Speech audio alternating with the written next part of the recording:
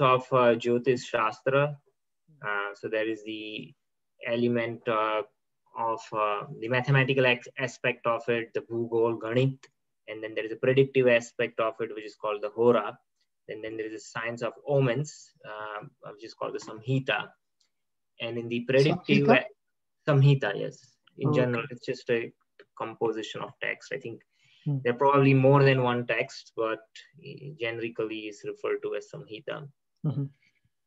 And within the predictive astrology, there are further divisions, namely Jatak, which is a natal chart based on the birth of an individual, the birthplace, date, and time.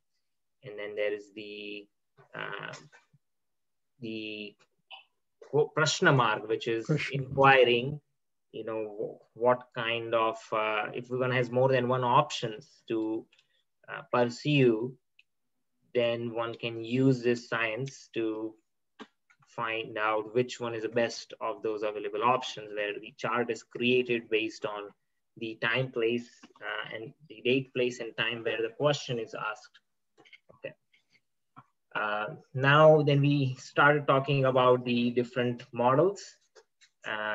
When we talk about the luminaries, so the contemporary science, they follow the heliocentric model, in which the sun is considered the center of the earth, in the center of the solar system. And in the Vedic version is more of a Meru-centric model, which is quite similar to geocentric, except that, you know, the center is considered as a Meru, which is right in the center of the Bhumandala as opposed to the earth itself. And the calculations more or less come out to be same, because if you look at the earth, which is essentially Bharat Khanda within Bharat Varsha, it is south of Mount Meru on Jambudvip.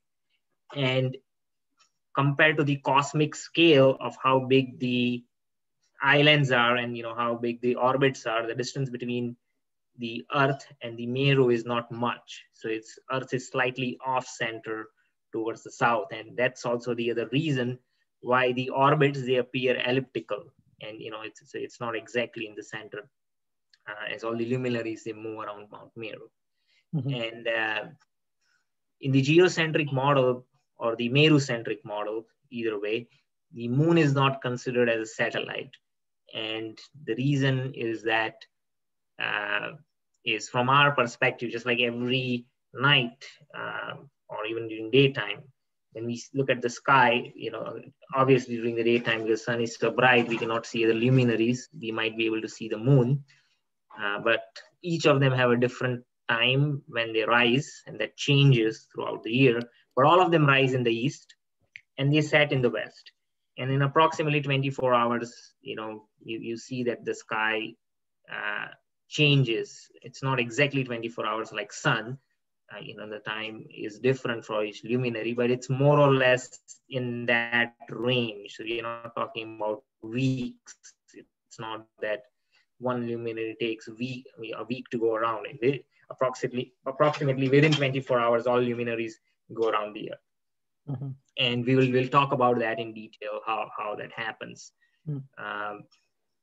Again, this is explained in Srimad Bhagavatam, the two motions. When Parikshit Maharaj, he asks that Sukdev Goswami is explaining that all the constellations and the nakshatras, you know, they are moving in a clockwise fashion, keeping Mount Meru on its right, while all the luminaries, at the same time, they are moving in the counterclockwise direction, keeping Meru on its left. And so Parikshit Maharaj inquires, well, you know, that makes no sense. How is that possible? That Can you repeat, Prabhu? You said luminaries move around Earth in anti-clockwise. Yeah, clockwise. I'll show you the reference from Bhagavatam. So Bhagavatam says, I think it's the 5th chapter, 5th canto, 20th chapter. Let's see. I think it's the 20th. The motion of the luminaries. Yeah, it's okay, bro. I just wanted to. No, you said two things, right? One is luminary, the other is planets. Oh, sorry. Yeah, luminaries is a generic word that is used anything that is a bright object in the sky, is referred to as a luminary. And so we avoid confusion by, when you use the word planets and, satellites, because each of them have very contextual meaning, but all of them can be generically referred to as a luminary, any bright object in the sky. Okay. Yeah. So. No, but you said two things, right? One would move clockwise, the other would move. Oh yeah, sorry. Yeah. So what I was saying is that the constellations, right, or Kal Chakra, nakshatras, all the zodiac signs, right? It is, so the time, what we call Kal Chakra itself is moving in the clockwise direction, and so all the nakshatras are moving clockwise. And when the nakshatras are moving, the planets are also being dragged, and so the planets are also moving clockwise. So the entire sky is forced by this wind of time, the prava, to move in a clockwise fashion around Dhruva. But apart from that, there is a secondary motion of the luminaries. And what by luminaries I refer to: Moon, Mercury, Venus, Mars, Sun, Jupiter, Saturn. All of them, apart from moving clockwise, they also move counterclockwise. In relation, relative to the constellations. The constellations only have one motion. The stars, they only have one motion. They just move clockwise. And so within 24 hours, the entire sky more or less, covers one full revolution around Mount Meru. Entire sky, including all constellations, all luminaries. But because what the luminaries or the planets, what they are doing is that they are moving also counterclockwise. And so there is a relative motion. So it appears as if the luminaries, they move a little slowly compared to the constellations, because they are moving in the opposite direction. And so this question is asked by Parikshit Maharaj. So when you say constellation, it is these zodiac signs. Yes, zodiac they signs. Move in counterclockwise direction. No, they move clockwise. Yeah. They move clockwise. Yes, the zodiac moves clockwise. The constellations or the zodiac, they move, and then the luminaries, they move counterclockwise. Which includes stars. No, they don't. They include all the grahas except the stars. So constellations are not included. Oh, okay. So except constellation, everything else moves in the opposite direction. Okay. Yes, right. So this is a question that Parikshit Maharaj asks. And I believe this is the orbits of the planets, I think, 22.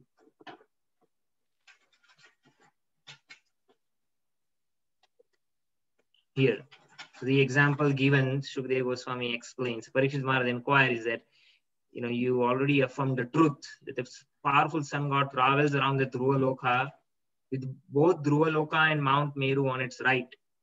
Yet at the same time, sun god faces the signs of the zodiac and keeps Sumeru and Dhruva Loka on his left. So sun as well as other luminaries, they have two motions. So if you look at the clockwise motion, because sun is dragged clockwise along with the constellation, it appears that the Mount Meru is on the right. But because the sun also has a counterclockwise motion relative to the constellation, it appears that the Mount Meru is on the left. So Sukhdev was, Parikshit Maharaj is confused. He's asking, is it right or left? And then Shukdev Goswami gives the example of potter's wheel to explain the relative motion. So the potter wheel, if somebody spins the potter's wheel in a clockwise direction, the wheel is spinning. But say if there are some ants on the wheel and the wheel, they are moving in a counterclockwise direction on the wheel itself. So if you just look in the relationship to the wheel, assuming the wheel is stationary, right? You don't consider the secondary motion, then for them, the axis of the wheel is on the left. But because the wheel is spinning, if you look at that motion, and the ends cannot run as fast as the wheel is spinning. So, the counterclockwise motion is always going to be slower than the clockwise motion. So the net motion is still clockwise, but because they are moving in the opposite direction, they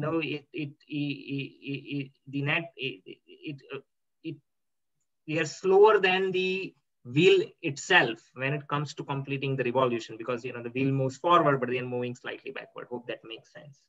Yeah, I kind of get it. Yeah, but why do they move in the anti-clockwise direction? So what happens is that because of that anti-clockwise motion, the grahas, they are able to change the constellation. Otherwise, they would be always be sitting in the same constellation. And then by this, they are able to bring change in the in the material world, right? So that astrological effect of how each so that is moving houses. That's what is. Yeah, exactly. Each zodiac sign you can consider that as a house, and then when they change the house, it creates different effects. And so if that probably one a few very basic things. So when you say constellation, it is a zodiac sign, right? Yes. Composed of all this formation of like different shapes. Yes, that's correct. And the objects that are present in this shape, what are they? Yeah, so we will cover that. We are going to cover all the signs. We will go into that. So I just wanted to give you that basic idea since that question came up. But we will cover all the zodiac signs. And the order of planets, they are different, no? In geocentric and. Yes. So here's the geocentric, right? So we consider Earth as the center, or the Meru as the center. The first one is the moon, right? And then after moon comes the Mercury, and then Venus, then the sun, followed by Mars, Jupiter, and Saturn.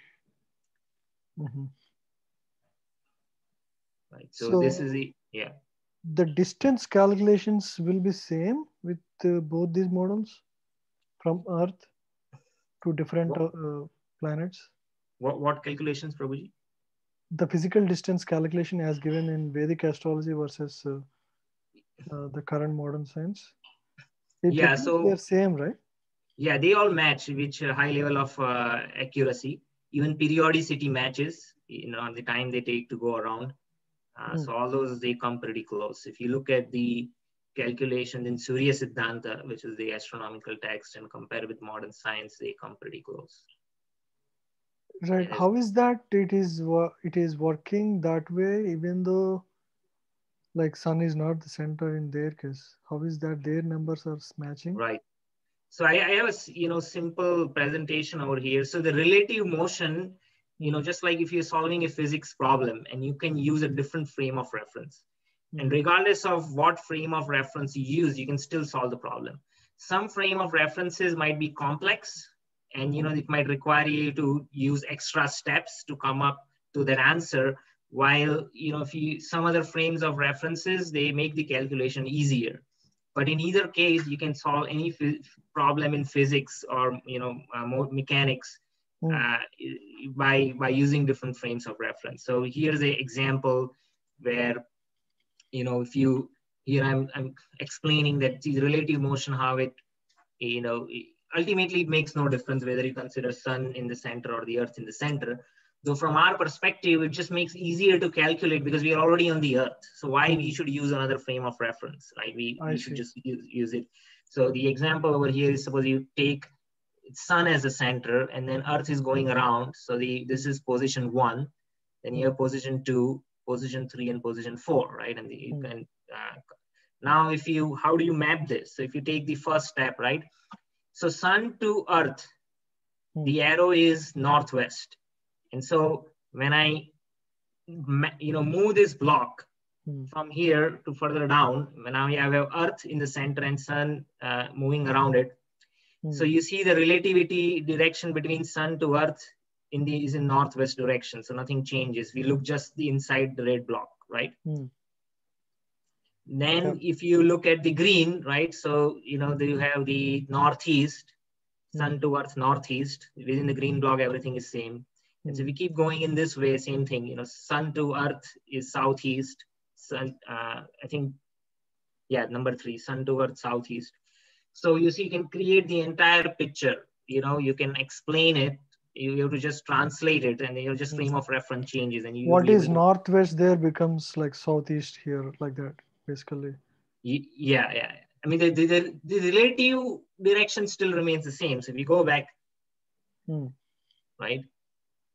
So sun to earth northwest is northwest. Here also sun to earth is northwest. It's just that I moved the earth in the center, I shifted it. Right? But the relative direction is still the same. It is not changed to southeast. It's still sun to earth is northwest, right? And then here sun to earth is northeast, and here also sun to earth is northeast, right? So, if you're on the sun, it appears that earth is moving around the sun. If you're on the earth, it appears that sun is moving around the earth. So ultimately, it's all relative, right? And from our perspective, it's easier to calculate from our perspective. And also the Jyotish Shastra is very subjective, right? So the grahas they are moving same, but it's affecting me differently than it's affecting you, because my house is different from, my first house could be your 12th house, right? And so the Vedic sciences are relative sciences, they are subjective. The realities are subjective. What is like when the economy crashes, there are people who are suffering, but there are other people who are making profit.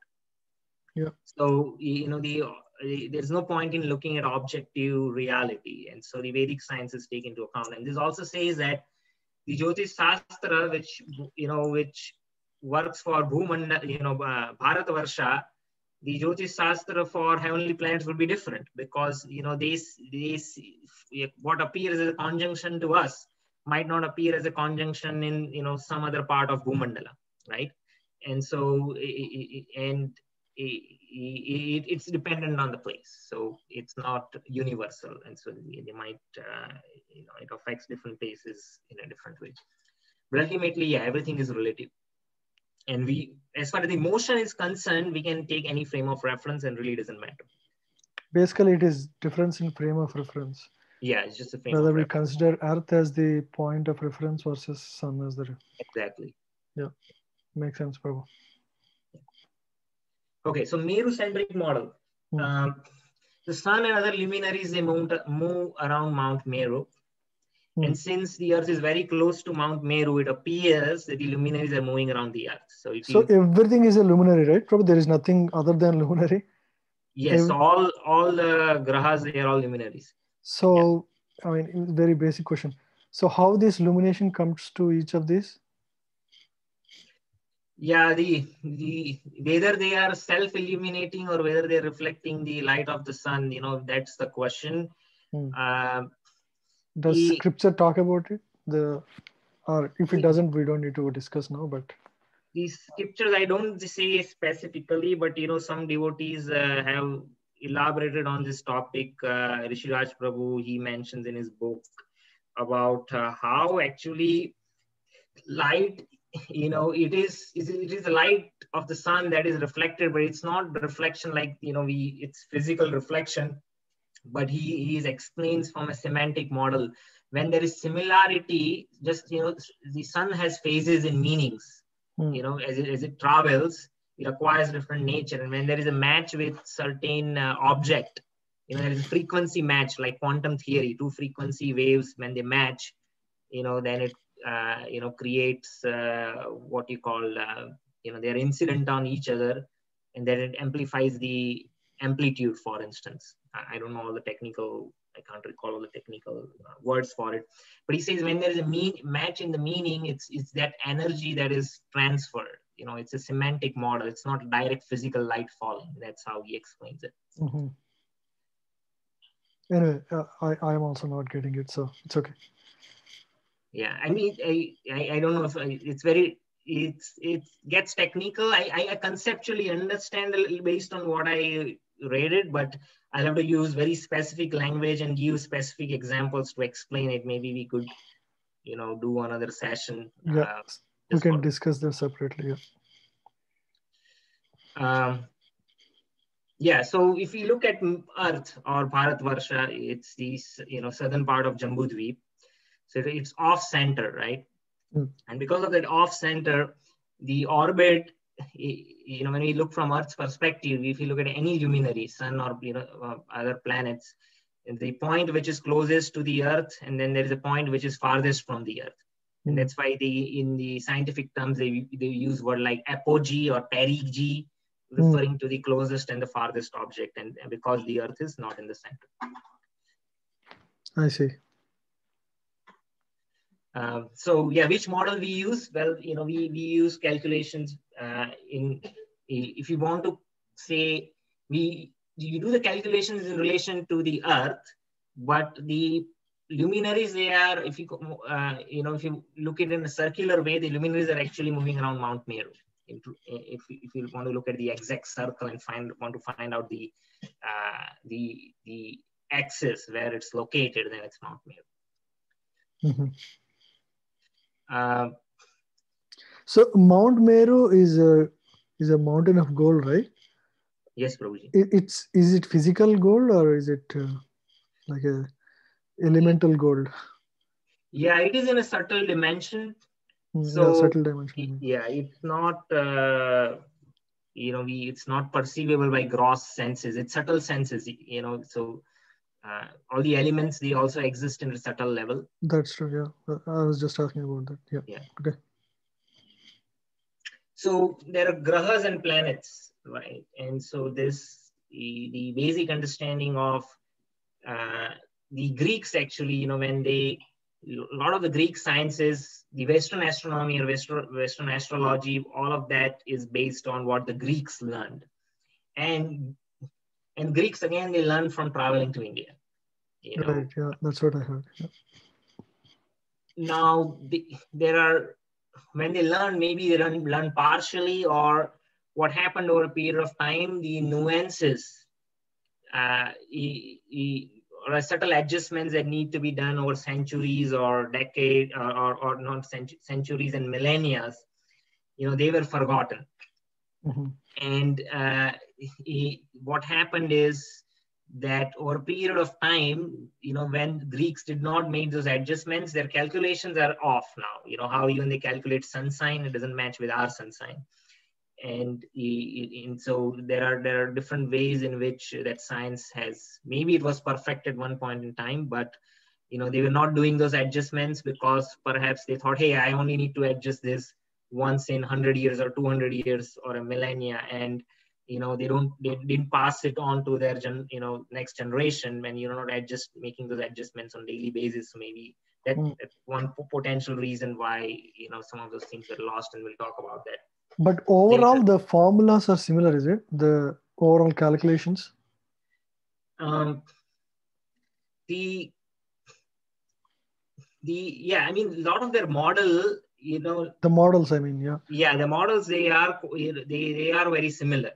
Coherent, and then over a period of time, they were doing, they probably also lost something, or, over generations, and then the later generation, they were doing direct, like if you look at medieval times, so like this words we're talking about, that was just 500 years ago, or, when Aristotle and, other Western thinkers, they started observing the planets, right? So it is very recent compared to talking about 2,000-3,000 years ago when the Greeks came to India and they learned astronomy, right? So that was a different generation. And at the time, they probably had a much deeper understanding of it, but I think they also lost knowledge over a period of time. But when you talk about last, 500 years ago to 600 years ago, when they started observing the sky through telescopes, then, one of the things that they were found is that some of the luminaries, they had a very, weird motion, in the sense that sometimes they appear going, so they're all moving counterclockwise, right? In relation to the constellations. But, for some time, it appears they start moving again clockwise for some time. And then they again start counterclockwise motion. So the net motion is counterclockwise, but they kind of going back and forth. And so it appeared as if like they are wandering. And so the Greek word for wandering is called planetes. And so, from that, the word planets came about. I see.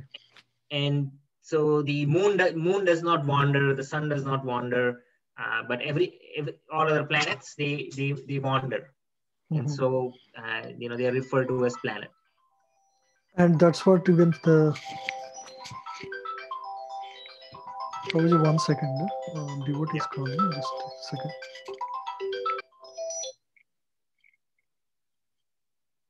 Haribol Prabhu. Yeah, Tulsi, are you done? Just a second. Wait.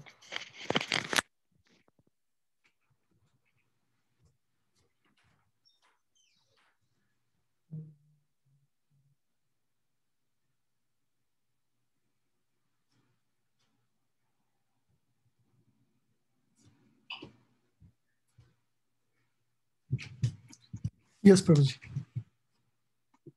Yeah. So yeah, that's why they are called planets. And then that's why in the planets I did not mention sun and moon, but when you say luminaries, you can include all astronomical objects. Now in the Jyotish Shastra, we don't talk about Uranus, Neptune, Pluto, because they are not visible to our eyes, and we are only as I say, it's all subjective reality, and so what is not visible, we is not considered, and so all the calculations in Jyotish Shastra, we don't take into account Uranus, Neptune, and Pluto. Now, if you look at some of the modern softwares, yes, Prabhu. But they would still influence the. No, they don't. The Jyotish Shastras, they don't talk about it. What you don't see, you cannot influence, it seems. Okay. So even whenever there is a penumbral eclipse, the penumbral eclipse is not visible by naked eye, or even in very sophisticated telescopes to see it, because it's the penumbra that is covering the moon, and the restrictions on, like, say, religious activities or spiritual activities which are recommended during lunar eclipse, they don't apply to penumbral eclipses because you cannot see. You can only see an umbral eclipse. So what umbral eclipse? So when you look at the shadow of the Earth on the moon, there are two elements to it. There's the umbra and the penumbra. And so let me see if there's a picture of umbra and penumbra that I can find. These are Greek terms they use to describe the divisions of shadow.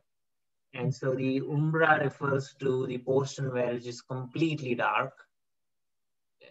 Let me see here. I see. Okay. So you see that cone?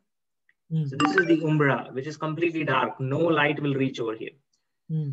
But if you look at the lighter gray, which is the penumbra is partially light, because what's happening in this area, the sunlight from the straight light of the sun is reaching, right, but the oblique light is blocked. And so this portion is partially lit.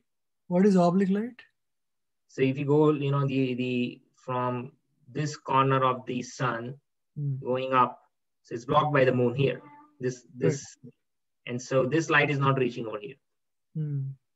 But then this light is reaching. So only half of the light is reaching approximately, right? So, this is partially lit. But then this small section over here, it is fully dark. And so this area of the Earth, they will experience a total eclipse. Because if you're over here, you cannot see any part of the sun. Or, it's completely dark, right? So this is the umbra and this is the penumbra. Right. And so when there is a penumbral eclipse, right, then you cannot see it. I mean, you will see the moon that is still lit, right? In case of penumbral lunar eclipse, the moon will still appear lit. It won't be as bright, but you won't feel like it is covered, and so on. So those restrictions do not apply in case of penumbral eclipse. And so Vedic. When you are in umbra, there won't be any light at all, even though it's daytime.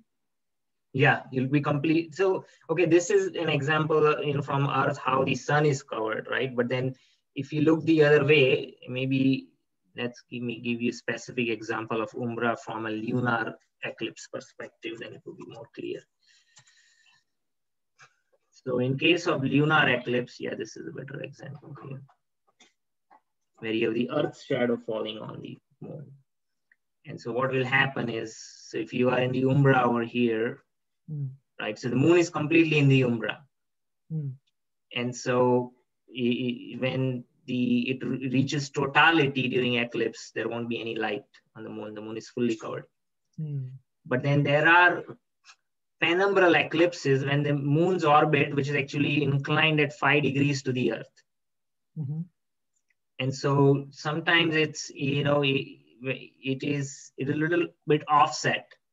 And what will happen is that the moon, this is a two-dimensional picture, so you cannot fully appreciate it, but this moon's orbit is actually inclined, at a 5 degrees to the Earth's plane. If there's a plane that is passing through sun and Earth, then the moon's orbit would be inclined at 5 degrees. So the moon, sometimes the moon is in the penumbra.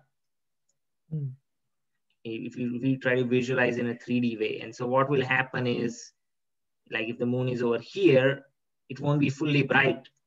It's a full moon night, but it won't be as bright as it would be on a typical full moon night, but it would be slightly grayish, right? So its luminosity is decreased, but then the moon is still not covered as it is in Umbra, right? So from Earth, you can see that you can still see the full moon. It's just a little dull in its brightness. Okay. Maybe there's another example over here, see panel. But yeah, I'll see if there is you can find other references. Yeah, there's a lot of content, maybe a YouTube video, if you can look it up, that would, will explain you in a 3D way, how you can perceive that, a penumbral eclipse. Yeah, so now there is an astrological aspect of this. So graha means to seize, to hold, to grasp, or to accept, right? And so we see this graha coming in, different terminologies. We call it vigraha. So the vigraha is a deity. And why the deity is called a vigraha? Because the deity, because of prana pratishtha, it acquires the superlative ability to, accept the offerings that the devotees are giving, right? It grahas, it's just by the sight, the deities can, accept bhoga. And then not only that, it reciprocates with pure devotees, right? So it sees that nature. And so V is a prefix which enhances, it means enhancement or a superlative ability, right? Sometimes V is used in a negative way, but in sometimes like V karma and vikarma, right? So in that sense, it is negative, but then depending on the context, V is also used in a positive way, like vigraha. So the V, depending on the context, V could have, the prefix V could have a positive or a negative connotation.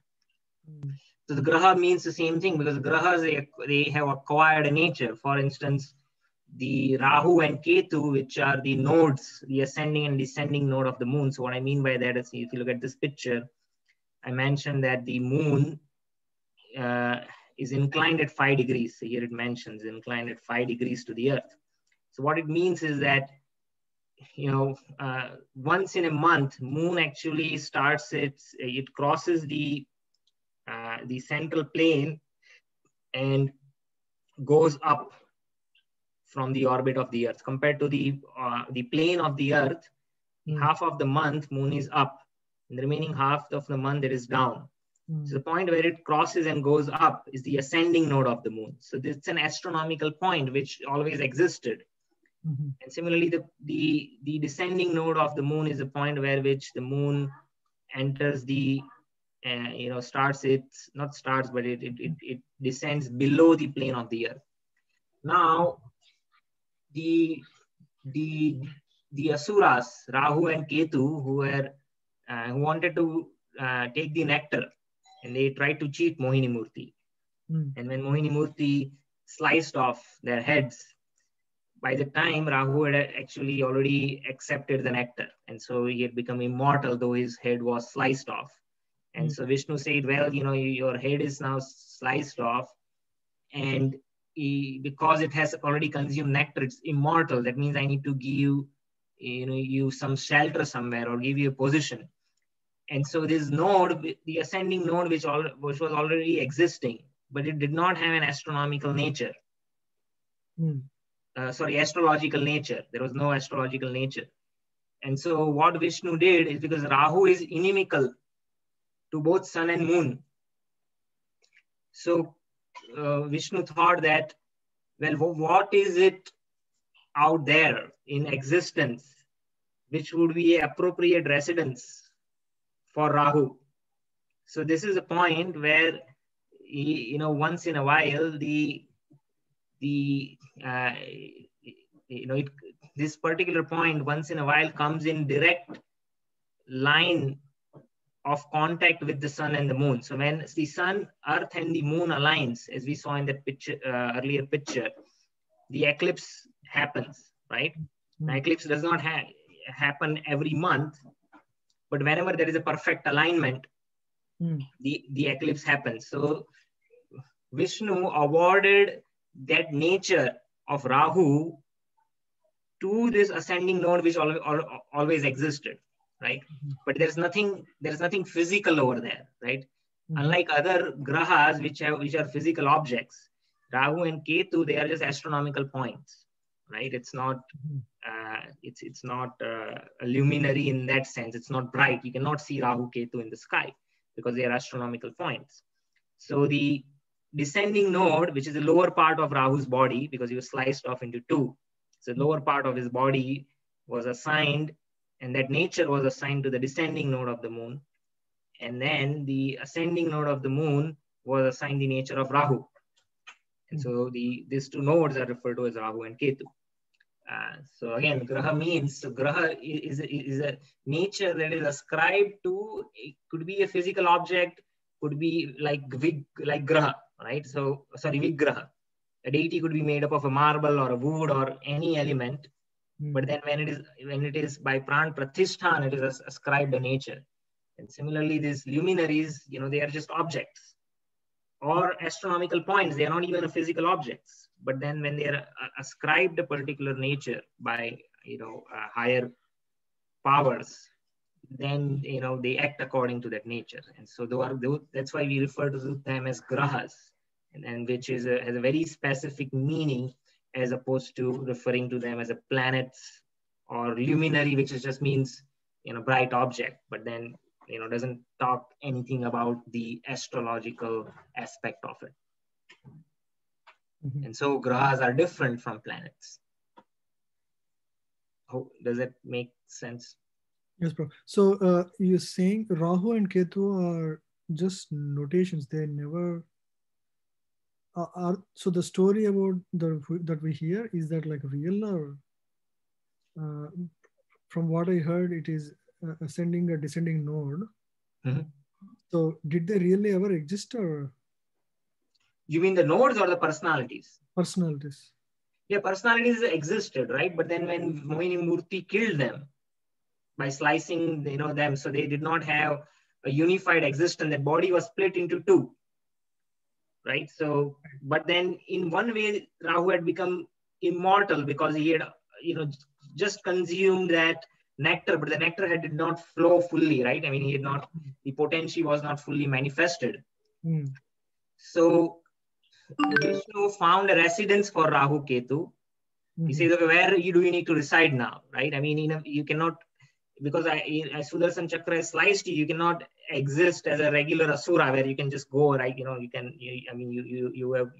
You've just been chopped off. But because you had accepted nectar, Vishnu is honoring that. And then the effect of nectar has immortalized it. But then here immortalized not in the fashion as the other devas who had consumed the nectar, right? And so the residence was given to Rahu at the ascending node of the moon. And the residence to Ketu was given to the descending node of the moon. Like personality of Kali, he wanted a residence. right? So he was And given. because he took shelter of Parikshit Maharaj, a Kshatriya, anyone who takes shelter should be given refuge. And so the personality of Kali was first given residence at wherever those four sinful activities happened, but then he protested, well, in your kingdom, none of this sin happens, so you have to give me residence somewhere else. And so then he was given residence in gold, or essentially money, or any form of currency.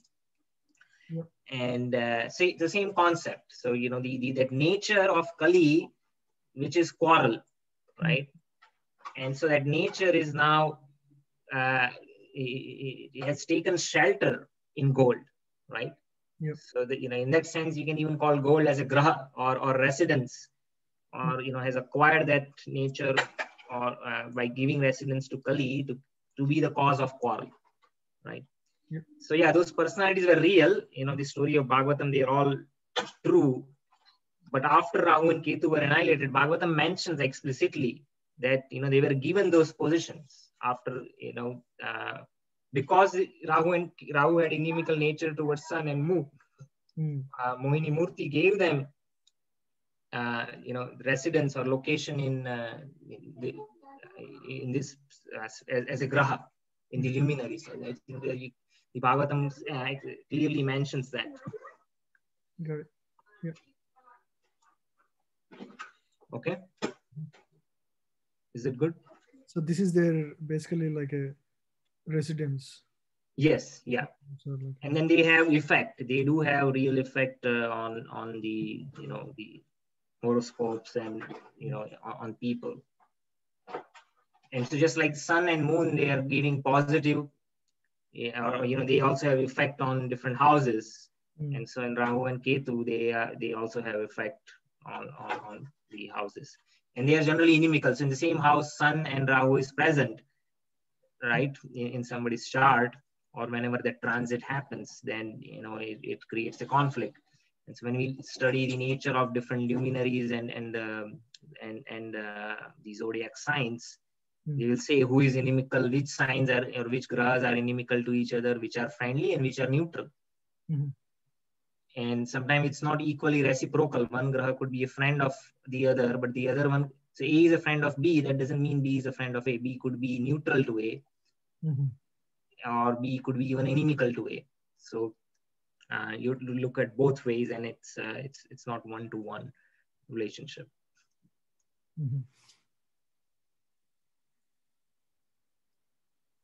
Okay. So then, talking about the zodiac signs itself, you typically start from Aries. So you can think of it as a 12 o'clock sign, and then you go in this particular order in a clockwise fashion. So I have the Greek or the Western names over here, and then the Sanskrit names listed over here, and each of them has a sign. So Aries refers to the ram, or the male, or the he-goat, as you can see over here. It's a he-goat. Taurus, which is the bull, known as Vrishab. Recognized by the formation of the constellation, Prabhu? Yes, yes. So the stars, we can join the lines, and then they create that shape, which actually exists out there. And so these are different constellation signs. Mithun, which is Gemini, those are twins. That's the shape of the constellation. The next is Cancer, or Simha. Karka, which is the crab. Then Leo is Simha, the lion. Virgo is a maiden girl, Kanya. Libra is a weighing scale, or Tula, that means you measure, Tulna, which is a common word in Indian languages. Scorpio is Vrishik. It's a scorpion. Then Sagittarius is a half horse and a half archer. So the lower part of the body is that of a horse, and the torso is that of the archer, also known as Dhanu Rashi.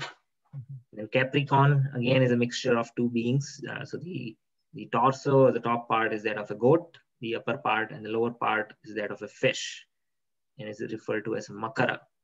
Sometimes Makara is just referred to as a shark, like Krishna has a Makara Kundala. He has a shark-shaped earrings, but could be generically referred to, any aquatic creature. In this case, it's a half fish, not, a full creature. And then Aquarius is a water pot holder, holds a water pot known as Kumbha.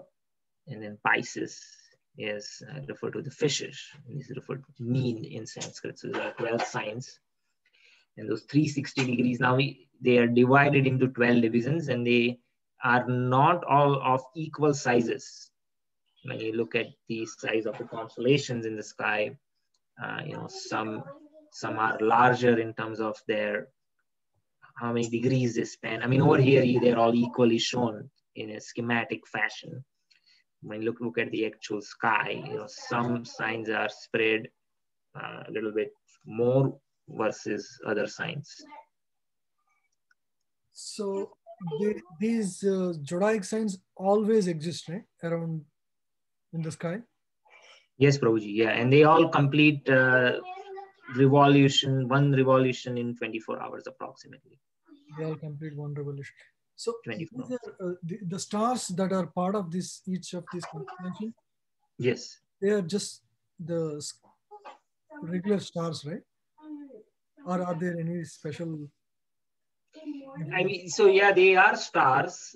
I mean, there are many stars, but we are only concerned with these stars because these planets, because again, there are many stars and many constellations. And why are we just focused on this is when you look at the luminaries, the grahas, when they move around, they only pass through these constellations. They don't pass through other constellations. So each one moves from one to the other, but they're all consecutive, right? So they would move from one house to the one constellation to the other constellation. Yes, they're always moving sequentially counterclockwise. So, I mean, from Gemini, it has to go to Taurus before it can go to Aries, then Pisces and Aquarius, right? So, so these constellations exist, and grahas, the grahas would keep moving between them. Yes. And yes. grahas would do their own clockwise movement, and these constellations also move. Yeah, everyone moves clockwise, but then once in 24 hours, the entire sky, including grahas constellation, spins once. But then the grahas, they move counterclockwise relative to the constellations, and that is at different speeds. Some of them are fast, some of them are slow. And so like moon is the fastest. It goes around the entire zodiac in counterclockwise direction once in 1 month. While Saturn will take 30 years to go. 30 years? Yes. Sun will take 1 year to go around, right? That's why we have solar year. Mars will take 2 years. Jupiter will take 12 years. So Venus will, yeah. These planets have to move faster than the constellation, right? That's how they can, at the end of 30 years, Saturn is able to make one complete round, which means speed is always superseding the speed of the constellation in the clockwise direction, right? I mean, not really, right? We think of it, you can think in one way that the grahas are tied, fixed to this disk. And because the disk is spinning, the grahas are also spinning. But when they are fixed, they also have a slot or a rail on which they are moving in a counterclockwise direction. So every day, say Saturn, so let's say Saturn takes 2.5 years in one sign, right? So Saturn right now is in Capricorn.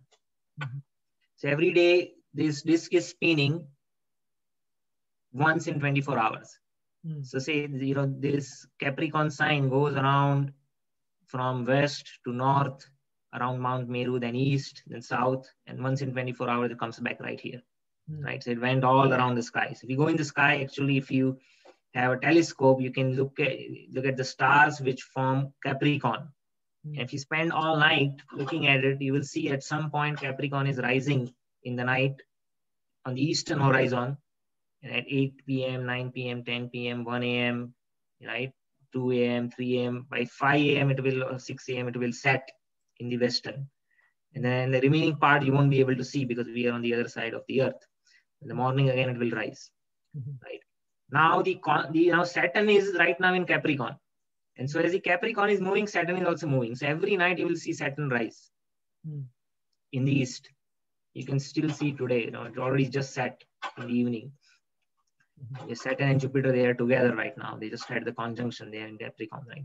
So they just set. But then every night now in this, okay, they don't necessarily rise in the night. Some of them rise in the day, but we cannot see it because the sun is out there, right? So what is happening is Jupiter, in case of Jupiter and Saturn, right now they're rising in the day. It doesn't mean that all throughout the year they would rise during the day only, but we are able to see them only in the night, because as the sun is about to set, as the sky starts getting dark, we are able to see brighter objects, and so they set. Now what's going to happen is, for next 2.5 years, every day you will see Jupiter, Saturn rise and set, right? But then they are in the Capricorn for 2.5 years, right? But then what will happen is, then after 2.5 years, it will move to the next sign, right?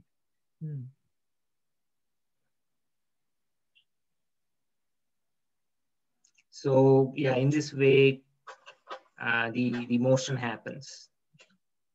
Got it. And they have different speeds. Okay. So I don't know how much time you have or you want to spend, but we can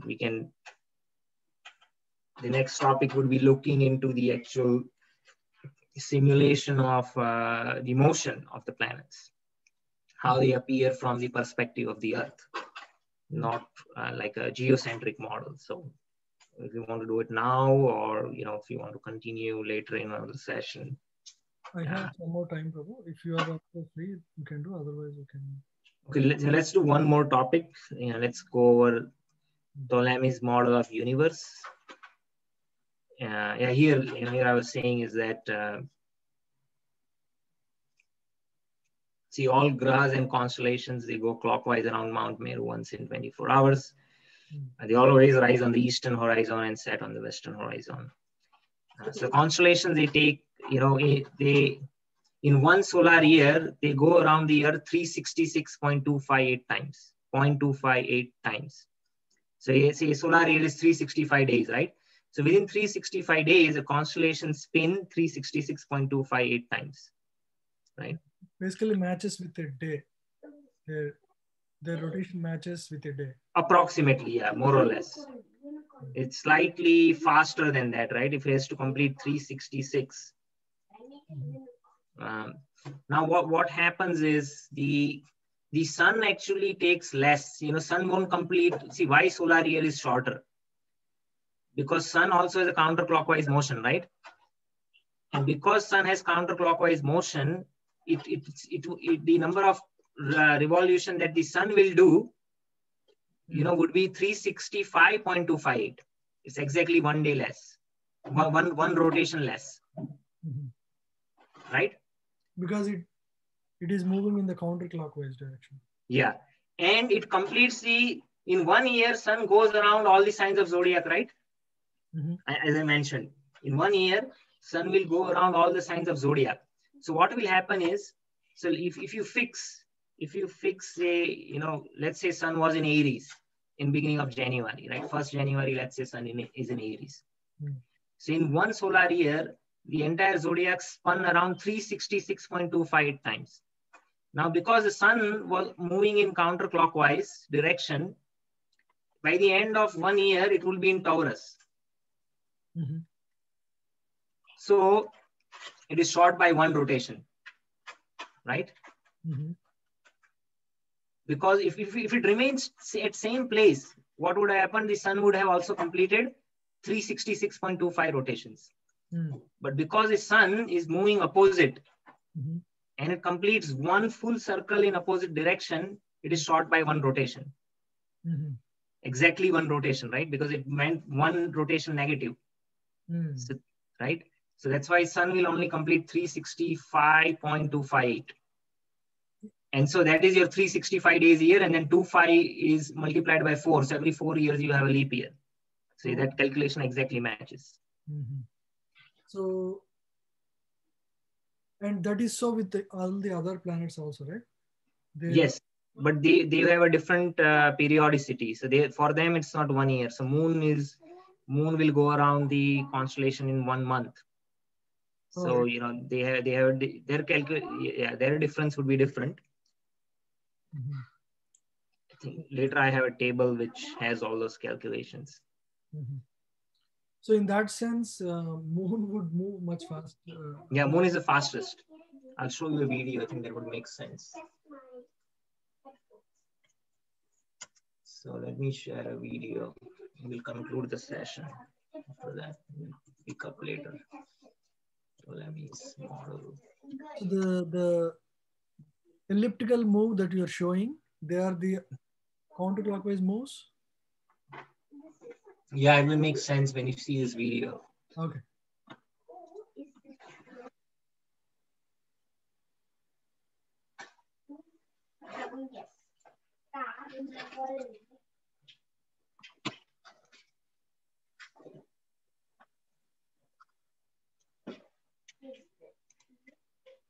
So Ptolemy accepts. Yeah, so Ptolemy is one of the Greek astronomers, and he's one who had observed the planets moving around, and he called them planets again because you see the. Let's look at this example. So this is Jupiter. Is going forward. Now it's going backward. See, counterclockwise. Now it's going again forward. Going forward. Now it's going backward. Now it makes like what's happening? Why is it going sometimes forward, sometimes backward? This is how it appears from Earth. And so that's why he called all of these as luminaries. Planets. So if you look, the moon, the black dot that you see all the way in, that is moon. See how fast it's moving. Makes sense. It's right? Circular actually. Then the next is Mercury, is spinning like this. Then this one is Venus that you see over here. So moon would complete so many more rotations in a year. Yeah, in 1 month it goes around. And see, moon is not going back and forth. It's just going around. Yeah. So that's why moon is not called planet. Same thing, sun is not going back and forth. See, it's just going straight. This is sun. What is special with these two? Why they don't do this? Sorry, Prabhu? Why don't they go around them? Why they have this peculiar motion? Yeah. Yeah, I'm going to explain that in a minute. Okay. Then you have Mars. You see Mars, this is a red planet. See, it just went back a little bit. Now it's moving forward. So Mars takes 2 years to go around. Then you have Jupiter. See, they have a circle around them that on which they are trying to. Yeah, so I'll explain that. And then you have the Saturn. So the motion of actually all these grahas, what they are doing, they are just going around this circle. Yeah. But the center of the circle is on an orbit, and that orbit is moving forward. And so there are two composite motions, and because of that, it appears like a retrograde motion. So when it goes forward, it's called prograde motion. And this is prograding. Now it's going back, it's called retrograde. Going back, and again it's going to prograde. But that motion happens because of two composite motions. One is the motion around the circle. That motion is called epicycle. The Greeks, they call it epicycle. The motion around the smaller circle. But the smaller circle itself is moving forward on a larger circle. The larger circle is called deferent. Larger circle is called? Deferent. Deferent. So I'll show you over here. So there are orbits. On the orbit, there is a circle, and all these luminaries move on the circle. Yes, so here. They're going orbiting around. So the deferent and the epicycle. You think of this as a Mount Meru, the plus sign. Right? So, and the Earth is off center. So consider this as a south of Mount Meru. So the deferent, which is a larger circle, on which the smaller circle epicycle is moving, the center of the deferent is not Earth. The center of the deferent is this plus sign. And if you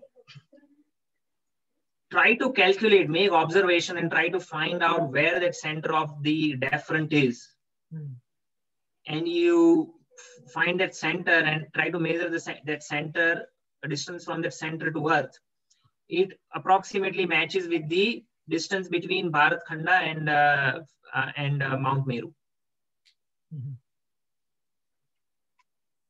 Yeah, we'll show them.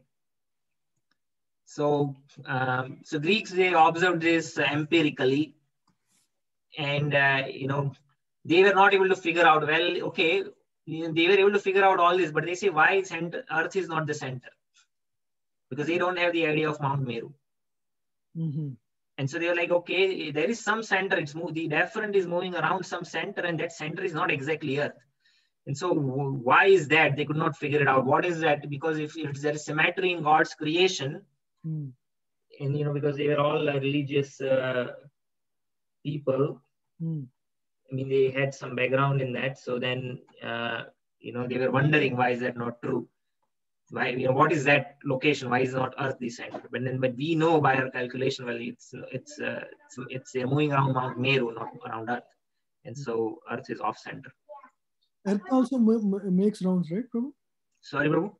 Does Earth also go on this elliptical move on epicycle, or? No, Earth is stationary. Oh, okay. Earth is off center from Meru, but Earth is fixed. Earth is the only object that is fixed, or? All the parts of Bhumandala, they don't move, Prabhu.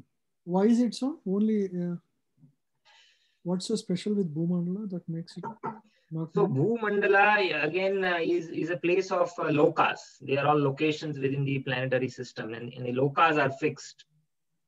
They are a fixed location. The lokas itself don't move. But then the other grahas, to bring about change, they have a motion. I mean, the residencies are generally all stationary. Wherever the life is, all the lokas, they're all stationary. Okay. So I mean, in relative motion, you can explain either way. Like if you say sun is a center, then you'll see Earth is spinning around, right? So, what is a frame of reference? Ultimately, it boils down to that. But the Bhagavatam presents it from the perspective of the jivas, how jivas perceive it. But jivas are present in all these planets, right? They are not only present in... So, see, there's no direct reference which says that there is life on Guru or Sukra or, the grahas, there is no reference that there is life directly on the grahas. In case of sun, it is mentioned that the sun is yoked by on a chariot, and then chariot driver is Aruna Dev. In front of the Aruna Dev, there are 60,000 sages called Vahalikyas, and they are, and the chariot driver is facing backwards, facing the moon, and sun, and he's worshipping him. And so that is the chariot that is, yoking the sun. And so these are again subtle personalities who are ascribed that particular duty, and but this is not same as living beings who are residing on the graha itself. Just like when you talk about description of Bhumandala in Srimad Bhagavatam, in Srimad Bhagavatam there are different chapters, and there are chapters in which Bhumandala is described, and there are chapters in which the luminaries are described. When it comes to description of the Bhumandala, it describes in detail, gives the names of the people who reside in each of the islands of the Bhumandala. Right? What are they called? Which deity they worship? They also have 4 varnas. That description is described. What kind of trees there are? In Jambudvip there is Jambu tree. Jambu Plaksha Shalmali, there is Shalmali tree. Jambu Plaksha Shalmali, Kusa Kroncha, Sak, Puskar Dvip, there is Puskar tree. Right? So there's all this. Trees are described, different living beings are described. They say the human-like beings, they have the 4 varnas. They are known by different names. They are not known by Brahma, Kshatriya, Vaishya, Shudra. They are using different names, but they are described, but they are essentially the 4 varnas. So all these descriptions are there. But when it comes to the motion of the luminaries, right, the planets are described. There is no life. There is no description of life. It's conspicuous by its absence. Why is there no life described? They are not referred to as lokas, where loka literally means, place where there is residence. That's why the portion of Bhumandala beyond Loka Varsa. So Loka Varsa is a mountain, mountain, Loka Parvat divides the Bhumandala into 2 parts. So one is Loka, in one side there is life, and the other side is called Aloka, there is no life, right? So the Loka specifically refers to where there is life. But when the grahas are described, there is no description of life on the grahas itself, right? And then there is one particular verse in which it says, well, north of, on the northern part of the Mansottara mountain is the residence of Vibhavari, the moon god. And then in the same verse is saying is that all the luminaries, starting with sun and moon, they go in counterclockwise direction, and they pass each of the residencies of all the demigods, including the residence of the moon Vibhavari. So in one verse, see, you have two references. One is saying residence of moon god Vibhavari, which is on top of Mansottara mountain. And then it is saying the luminary moon crosses over Vibhavari once in 24 hours. So see, in that one verse, it's clear distinction. It says the residence of moon god, which is known as Vibhavari, which is on top of Mansottara mountain, that is traversed by the luminary moon once in 24 hours. So you see, that's another reference which is saying that, well, there is a Chandra Graha which is passing over Chandra Loka. Right? So in this way, on that basis, I'm saying is that there is no direct reference which says that there is on the grahas there is life.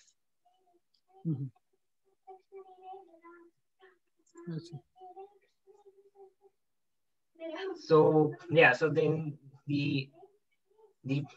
there are the grahas, they have this combined motion of the deferent and the epicycle, and in this way they move. So I think we'll take a break over here, Prabhu. Sure, and then we can continue on in a later session. Yes, this is good. We can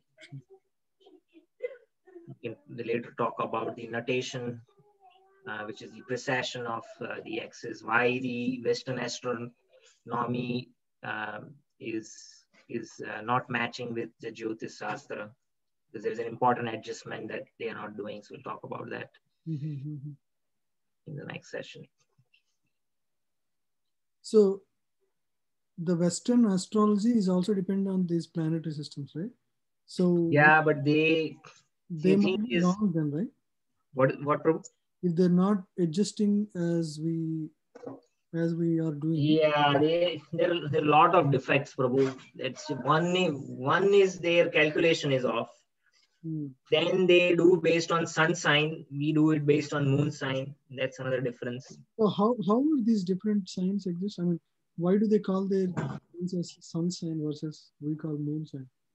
So sun sign, at the time we take birth, whatever planets are present in whatever sign, moon might be present in one sign, and so that sign becomes our moon sign. And then sun might be present in a different sign, and that sign would become our sun sign. And so when we say sun sign or moon sign, it's just referring to what constellation, in what zodiac constellation is that moon or sun present. Right. So we take moon sign, right? Where moon is currently. Yes. So in Jyotish Shastra, I mean, all houses and all signs are important. But when we say Rashi, what is your Rashi? That Rashi is decided based on moon, because moon is a representation of mind. And so mind depicts one's nature. And when we are talking about nature, then, it's being it's determined by the moon. And sun represents what? Moon represents. So sun again represents power, and there are each graha has different attributes that it represents. And but specifically when we are talking about one's nature, the moon sign has a lot of importance. Every sign is important, but a lot of it, the two things in Jyotish Shastra which is important is moon sign, and another is lagna, which is the ascendant. And ascendant refers to the constellation which is rising on the eastern horizon at the place where someone is born. Because I say, right, in 24 hours, the entire constellation moves around the earth once. It rises in the east and sets in the west. So say two persons, they're born at the same date and time, right? Somebody is born at, say, 6:30 p.m. Pacific time on 30th December, but one person is born in US, another person is born in India, right? Now 6:30 p.m. would be 8 a.m. in India, but the moment is still the same, right? You know what I mean? The moment is same, though the actual time on the clock might be different, but the moment, the instance is same, but the location is different. So these two individuals, everything on their birth chart would be same. Their sun sign would be same, their moon sign would be same, because the grahas, they, in what constellation they are, it does not changes based on where you observe from. Whether somebody is observing from India or whichever part of the world, in which sign what graha is not based on observation. You know, they are in that constellation. But what changes is the ascendant, because the horizon is different, right? What you see rising on the eastern horizon in US is actually setting for India, just like sun rises here is setting over there. And so the sign which is rising on the eastern horizon at the place of birth is called the ascendant, and that becomes your first house in astrology. When there's concept of houses, the first house is the house or the sign which is rising on the eastern horizon at the, as perceived from the place of birth. Can you repeat the last line? Sorry, Prabhu? At the place of birth? Yeah. At the place of, so I'll show you a simulation. It will make sense. Just give me a moment. What is this? Where's my app? Here.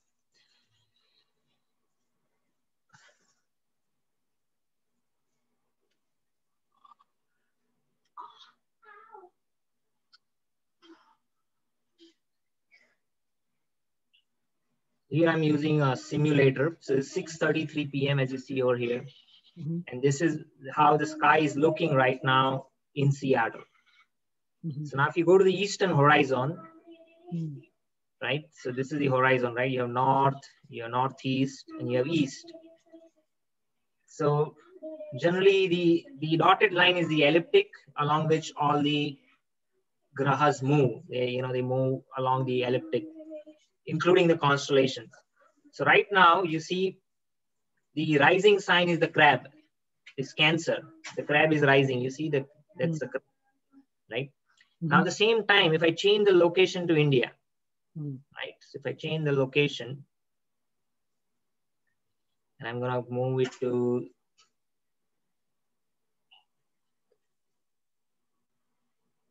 so let's say somewhere around, be anywhere. Let's say India, right? Approximately. Then I go back and now I look at the eastern horizon, right? So it's morning there, sun's rising, but you see what sign is rising? It's Sagittarius, right? So Sagittarius and Cancer, they're diagonally opposite, right? So if you go back to the slide over here,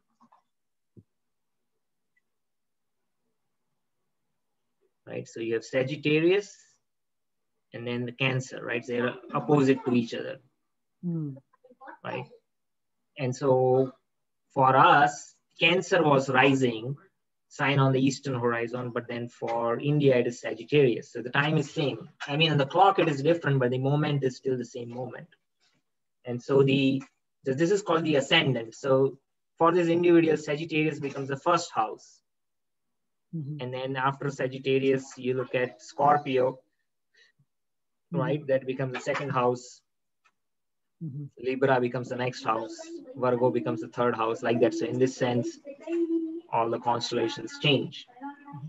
So the horoscope will be different, right? The ascendant would be different. If their birth time is exactly same, the only thing that would be different would be the ascendant. And because the ascendant is different, all the houses would be different. Yeah. Everything is right. All the houses are different now because the first house is different. Every single house is different. And so all the effect that the grahas will have would be different because, if say sun is in Cancer for both individuals, but for Cancer, for me might be first house, for you, it might be the 12th house. And so what will happen is, say first house represents something else. I mean, I'm making it up. I'm going to say first house, say if one house represents finance, right? So for me, Cancer might be finance, but for someone else, Cancer might be, health. You know what I mean? So, and so everything is same, but the meaning of that house now changes.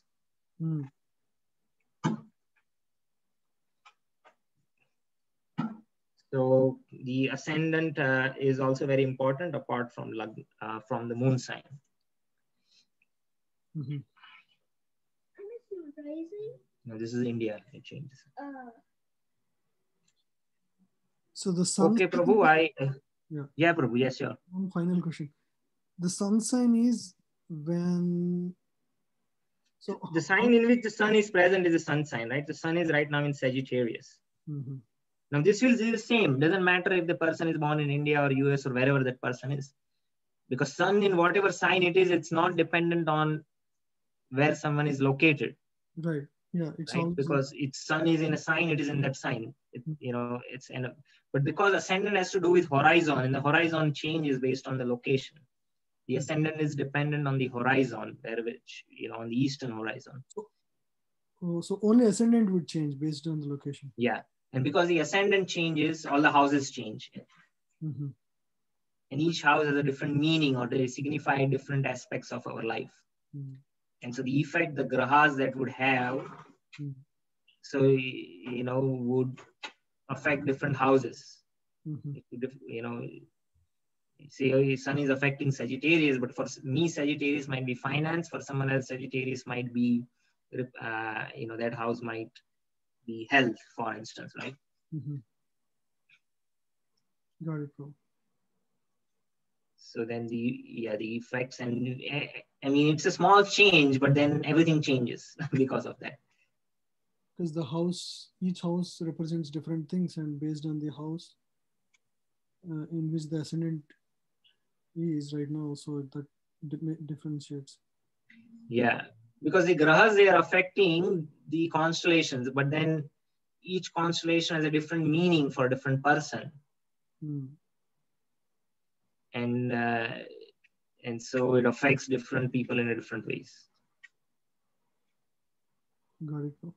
I hope that makes sense. Sometimes maybe, you might require. Discuss more. I think it will make more sense. But yeah, makes sense. Yeah.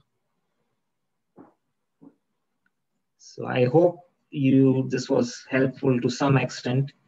Whatever little I shared. It did. It is very helpful. So I'm glad, Prabhu. We'll continue. We'll continue again. Yes, Prabhu. We will fix some time next week again. Okay. If not next week. Sure. And then there is no hurry for me. So I can learn. Sorry, Prabhu? So there is no hurry for this. In case if we are both free, we can have. Yeah, sure, Prabhu. No worries. Yeah. Thank you so much, Prabhu. Thank you for your time. Thank you so much, Prabhu. Hare Krishna. Manchakalpadarupesha Kripasindhubhyo Patitanam Pavanebhyo Vaishnavebhyo Namo. Thank you, Prabhu. Hare Krishna. Hare Krishna, Prabhu.